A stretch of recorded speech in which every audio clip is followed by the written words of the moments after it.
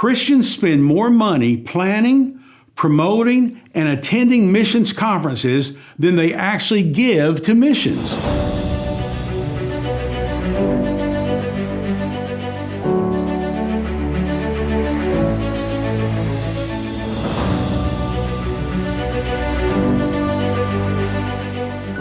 Welcome back to the next episode. I like this episode because, again, it touches on the story of the feeding of the 5,000, and there's so many lessons you can learn from that. But today we're going to be looking at the subject of episode 8, which is more lessons from the feeding of the masses. Now, we all know that on one occasion Christ fed 5,000 men plus the women and the children. And on another occasion, 4,000 men plus the women and children. You know, our Lord could have fed every hungry person on earth if he wanted. But he responded to those who had followed him. They had literally left their homes to go out to seek him, to hear what he had to say, to see what he had to do, and to possibly be healed themselves. On both of these occasions, though they were seeking, they were not starving. They were just hungry from not eating all day. In these two cases, our Lord was not responding to a crisis, but to a simple need. And in regards to witnessing, though every man needs to hear the gospel, the closer he gets to the end of his days, the more his need becomes a crisis. On these two occasions of feeding the masses, we also see an important lesson. Listen to it carefully. If a need exists, and our Lord has taken the time to supply that need, then we have the responsibility to disperse his supply and meet that need. Otherwise, his provision was in vain.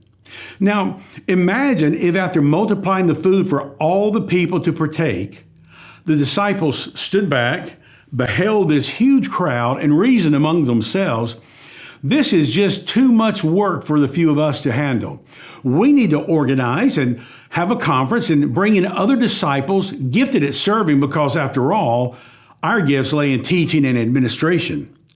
Now, had that been their decision, the massive amount of food Christ made available would have molded and rotted before the conference flyers could have ever been printed. That's silly, some would say, but is it? Did you know that every year Christians spend more money planning, promoting, and attending missions conferences than they actually give to missions? Now, in their day, the disciples used baskets to pass out the food. In our day, we put more effort into weaving our baskets than we do in using them to feed the spiritually hungry. Christ did not tell us to go into all the world to strategize. He told us to evangelize.